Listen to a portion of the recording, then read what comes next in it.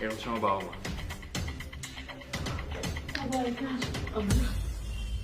আমাকে মাফ করে দেন, আমার জন্য সবকিছু হয়েছে। আমাকে আপনারা মাফ করে দেন। বাবা আমাকে মাফ করে দাও, বাবা আমাকে মাফ করে দাও। হ্যাঁ মা, দেখেন না আমাদের কত সুন্দর সাজানো গোছানো একটা সংসার ছিল, কিন্তু আমার জন্য সব ভেঙে গেল।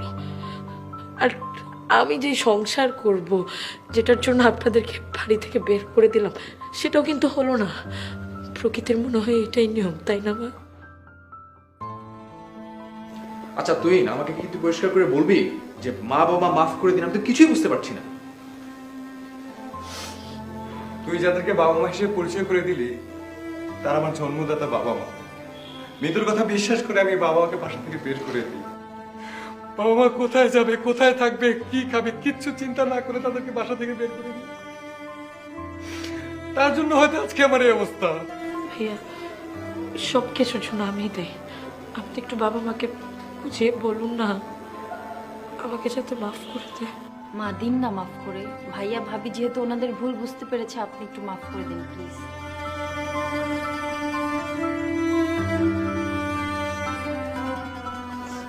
সন্তান ভুল করতে পারে, কিন্তু বাবা মা তো ভুল করতে পারে না। আমি তো ওদের মাফ করে দিয়েছি। আমি আমার দাদু ভাইকে ফিরে পেয়েছি। আমার জন্য এই অনেক। শোন বন্ধু, তোকে একটা কথা বলি। দাঁত থাকতে কোনোদিন আমরা দাঁতের মর্যাদা দিতে জানি না। যখন সেটা হারিয়ে যায় ঠিক তখনই বুঝতে পারি এটার প্রয়োজনটা কতটুকু ছিল। অবশেষে তুই তোর ভুলটা বুঝতে পেরেছিস, এর জন্য তোকে অশেষ ধন্যবাদ।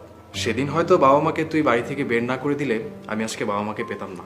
এই বাবা মা না পাওয়ার যে একটা আক্ষেপ, সেই আক্ষেপটাও হয়তো আমার আর তুলির কোনোদিনও পূরণ হতো না। শেষ ভালো যার সব ভালো তার।